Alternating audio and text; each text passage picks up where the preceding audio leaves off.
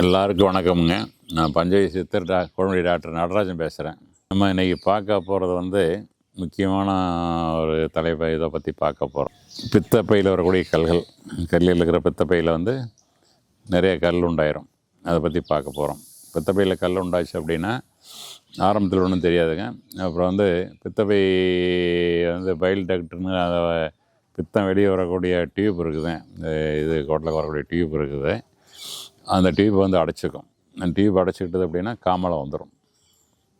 அது அப்ஸ்ட்ரக்டிவ் ஜாண்டிஸ்னு சொல்கிறது. அடைப்பினால் வரக்கூடிய காமாலை நிறைய தினசு இருக்குது. வைரஸ்னால் வரக்கூடியது, இது மாதிரி வரக்கூடியது. இது அடைப்பினால் வரக்கூடிய காமாலை.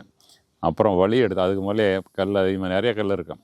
ஒன்று கிட்னி மாதிரி 1-2 இருக்காது, இதில் நிறையா இருக்கும். நிறைய கல் இருக்கிற போது அது வலி வந்துடும், ரொம்ப வலி வந்துடும். அப்புறம் பித்தப்பையை பல லேப்ரோஸ்கோப் மூலமாக ஆப்ரேஷன் பண்ணி சொல்லாமல் எடுத்துடுறாங்க. பித்தப்பையை எடுத்துடுறாங்க, கல்லை மட்டும் எடுக்கல. பித்தப்பை எடுக்கிறது என்ன ஆகும்னா ஜீரணமெல்லாம் சரியாக இருக்குது. ஏப்பம் புளியப்பம் வரும், பசி ஆகாது, ஜீரணம் சரியாகாது, சுறுசுறுப்பு இருக்குது, ஒரு மாதிரி ஆயிரும். வராமல் தடுத்துக்கணும், வந்தால் குணப்படுத்திக்கணும். அது ஆங்கில மருத்துவத்தில் எந்த வழியுமே இல்லை. கல்லை கரைக்கிறதுக்கு வழி இல்லை. இதை கல்லை வராமல் எப்படி தடுக்கிறதுன்னு முதல்ல பார்க்கலாம். அப்புறம் வந்த பிறகு எப்படி நீக்கிறதுன்னு பார்க்கலாம். வராமல் தடுக்கிறதுனா அந்த கல் ஏன் உண்டாகுது? உடம்புல சேரக்கூடிய கழிவுகள், தேவையில்லாத கொழுப்புகள், இதெல்லாம் பித்தநீர் வழியே வெளியேற்றுது. எது வெளியேற்றுது? கல்லீரல் வெளியேற்றுது. அதில் போகிற போது நிறைய கொழுப்புகள், நிறைய கேட்டால் இதெல்லாம் அதிகமாக இருந்தால் ஒன்றும் இப்போ அதிகமாக இல்லை அப்படின்னா தானே இது குடலுக்கு போய் சேர்ந்துடும். ஜீரணக்கூடிய நிறைய என்சைம்ஸ் எல்லாம் கொழுப்பை ஜீரணிக்கிறவர்கள் எல்லாமே இதெல்லாம் உற்பத்தி ஆகுது இதில் கல்லீரலில்.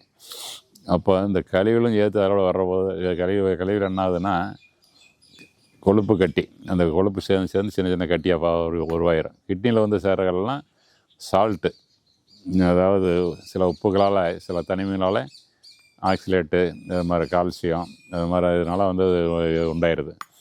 சிறுநீர் சரியாக, தண்ணி சரியாக குடிக்காமல் சிறுநீர் சரியாக போகாமல் இருந்ததுன்னா அது உள்ள கல் உண்டாகும். அது மாதிரி அது ரொம்ப சுலபமாக கரைச்சிக்கலாம். இது கொழுப்பு, பித்தப்பையில் இருக்கிறது கொழுப்பு கல், அவ்வளோ சாமானியமாக கிடையாது. சித்த வைத்திய மருந்து, அந்த மருந்து, இந்த மருந்து எதை கொடுத்தாலுமே கொஞ்சம் லேட்டாகும். 6 மாதம் ஆகும், ஒரு வருஷம் ஆகும், பத்தியமாக இருக்கணும். அதுக்கு நம்ம ட்ரெஸ்லாம் மருந்து எல்லாம் இருக்குது, அதை கொடுத்து சீக்கிரம் குணப்படுத்திடுறோம். பார்க்கலாம் அப்புறம் பின்னாடி. அப்புறம் இது வராமல் எப்படி தடுக்கிறது அப்படின்னா, கொழுப்பு சார்ந்த உணவுகள், அசைவ உணவுகள், நாட்டுக்கறி, கோழி, முட்டை, மீன், கருவாடு, இது மாதிரி கொழுப்பு உள்ள உணவுகள் சுத்தமாக ஆகாதுங்க. அப்புறம் பால், தயிர், நெய், இதெல்லாம் ஆகாது. எல்லாம் கொழுப்பு, தேவையில்லாத கொழுப்பு.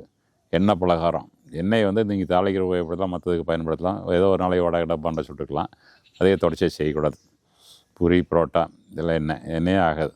அப்புறம் எண்ணெய் பலகாரங்கள், மசாலா உணவுகள், எல்லாம் மசாலா போட்டு அதை பண்ணுற பார்த்துருப்பீங்க நிறையா. எல்லாம் ரோட்டு மேலே வைப்பானுங்க. வடநாட்டு உணவுகள்லாம் நிறையா வருது.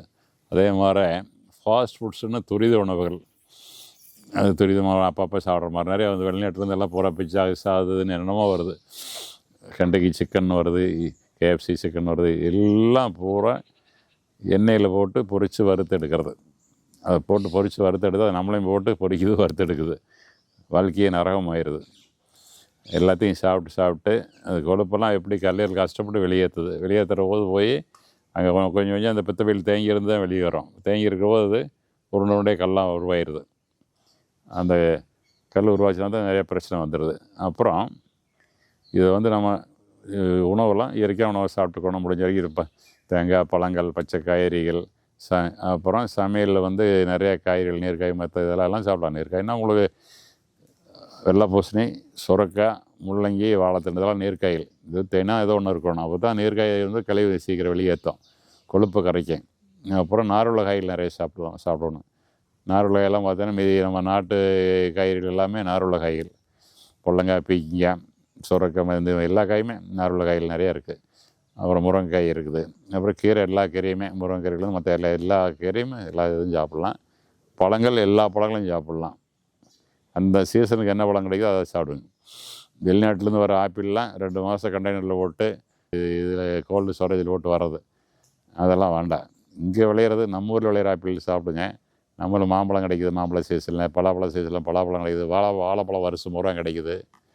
எத்தனையோ பழங்கள் இருக்குது. வெயில் காலத்தில் நுங்கு கிடைக்குது, அப்புறம் பதநீர் கிடைக்குது. அது மாதிரி என்னென்னமோ நம்ம இருக்கிறதெல்லாம் அப்புறம் பழங்கள்லாம் கிடைக்குது. அதெல்லாம் நார் சத்து இருக்குது. நம்ம ஊரில் விளையக்கூடிய பொருட்கள் அந்தந்த சீசனில் விளையக்கூடிய, அதாவது ரீஜனல் அண்ட் சீசனல் அப்படிம்பாங்க. நம்ம பகுதியில் விளையக்கூடிய பொருள் நமக்காக உருவாக்கப்பட்டது. இப்போ கோதுமைன்னா வடநாட்டில் வெளிநாட்டிலாம் குளிர் பிரதேசத்துக்கு வந்து கோதுமை சாப்பிட்றான். கோதுமை வந்து வெப்பத்தை கொடுக்கக்கூடியது. நம்ம அரிசி, கம்பு, ராகி இதெல்லாம் குளிர்ச்சி உண்டு பண்ணக்கூடியது. நீங்கள் வந்து அரிசி சோத்தை வந்து பழைய சோத்தை வச்சு வந்து காலையில் இது மோர் ஈரோடு சாப்பிட்டா குளிர்ச்சி, ரொம்ப குளிர்ச்சியாக இருக்கும். கம்மஞ்சோறு அதே மாதிரி குளிர்ச்சியாக இருக்கும், கம்மங்கூழும் குளிர்ச்சியாக இருக்கும். ஆனால் கோதுமை அப்படி வச்சு சாப்பிட முடியாது, குளிர்ச்சி கிடையாது. அவன் பிரதேசம் அது, நம்ம பிரதேசம் அது. ஆண்டவனுடைய படைப்பில் அப்படித்தான் இருக்குது. நம்ம அதை மாற்றி இது பண்ணுறோம், அப்போ சிக்கல் வருது. அதனால் நம்ம வகையில் என்னென்ன கிடைக்குதோ அதெல்லாம் இது மாதிரி சாப்பிட்டு வந்தோம் அப்படின்னா அந்த கொழுப்பு வந்து போய் கல்லீரலில் கட்டாது. அது கொழுப்பும் கரையை கல்லீரல் மட்டும் இல்லை, இருதயத்துலேயும் அடப்போகாது, முளையிலையும் அடப்போகாது, ரத்த குழாயில் அடப்போகாது. அப்போ அது மாதிரி நீங்கள் உணவு சாப்பிட்டுக்கோணும். இது மாதிரிலாம் சாப்பிட்டு வராமல் தடுத்துடலாம். அதுக்கப்புறம் வந்த பிறகு என்ன ஐயா பண்ணுறதுன்னு கேட்டிங்கன்னா, வந்த பிறகு ரொம்ப அதிகமாக இருந்ததுன்னா ஆப்ரேஷன் பண்ண சொல்லுவாங்க. ஆப்ரேஷனை தவிர்க்கணும் அப்படின்னா நம்ம இயற்கை உணவு முறையில் எனக்கு உணவெல்லாம் சாப்பிட்டு நம்ம கொடுக்கக்கூடிய சில மருந்துகள் வந்து முற்றிலும் கரைச்சிடலாம். பஞ்சை மருந்து சொல்லக்கூடிய அமர சஞ்சீவி இருக்குது. அப்புறம் அதில் வந்து இந்த கொழுப்பெல்லாம் கரைக்கலாம். அப்புறம் ஜீவானந்த சஞ்சீவி லேயர் இருக்குது, கருவூர சஞ்சீவி தைலம் இருக்குது, அதை பயன்படுத்தலாம். அப்புறம் வந்து கல்லீரலில் இந்த கொழுப்பை கரைக்கிறதுக்கே இது கால்படுற ஸ்டோன்ஸ், பித்தப்பை கரைக்கிறதுக்கு அதுக்கு ஒரு மூலிகை மருந்து நம்ம தயார் பண்ணுறோம். ஒரு மூலிகையில் பொடி தயார் பண்ணுறோம். அது சாப்பிட்டோம்னா ஒரு 3 மாதத்துலேருந்து 6 மாதத்தில் வந்து அந்த கல்லை கரைச்சிடலாம், எளிமையாக கரைச்சிடலாம்.